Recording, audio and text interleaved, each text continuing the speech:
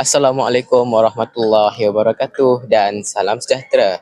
Saya Zulfa Qayyum bersama dengan rakan tugas saya Akil Akasha melaporkan untuk TV PSS SMK Belfast. Pada hari ini berlangsungnya program Town Hall SPM dan Hari Jaya Waris 2026 yang melibatkan murid-murid, guru-guru, penjaga serta ibu bapa dan calon-calon sijil pelajaran Malaysia bagi memperkukuh kecemerlangan akademik sekolah dan safsiah murid. Tujuan program ini diadakan adalah untuk menunjukkan hala tuju calon. Selain itu, pelbagai bentuk intervensi akademik dan juga untuk menjaga hubungan baik antara pihak sekolah dan juga ibu bapa. Pelbagai slot telah diisi supaya semua calon mendapatkan bimbingan menjelang peperiksaan SPM yang akan datang.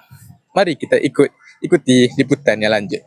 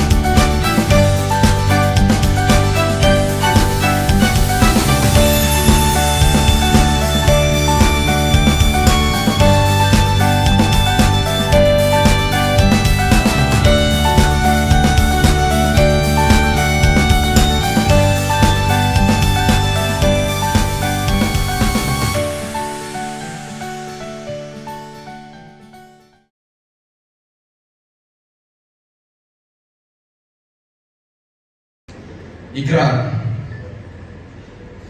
Kami calon SPM 2026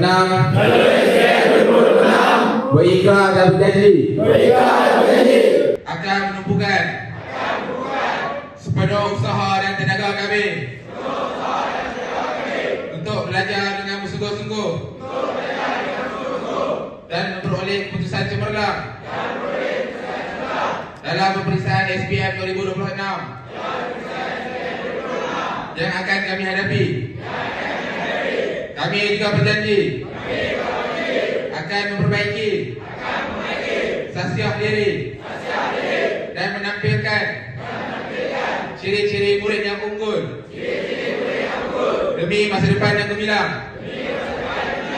Kami akan taat pada pemberitahuan, menghormati ibu bapa dan guru-guru yang mendidik kami, akan mematuhi segala peraturan sekolah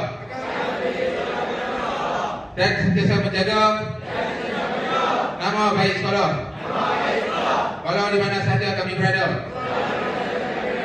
Terima kasih.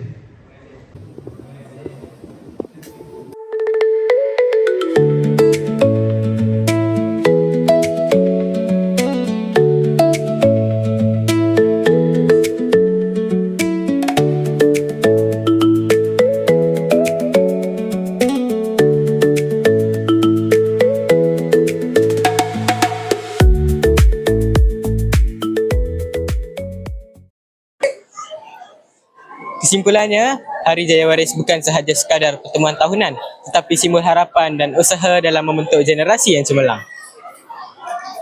Semoga program ini memberi sedikit sebanyak impak positif bukan sahaja kepada guru, bukan sahaja kepada murid tetapi ibu bapa, kerana ibu bapa adalah aspek utama kejayaan seorang murid. Sekian liputan dari kami wartawan TV PSS Sekolah Menengah Kebangsaan Belfast. Assalamualaikum dan salam sejahtera.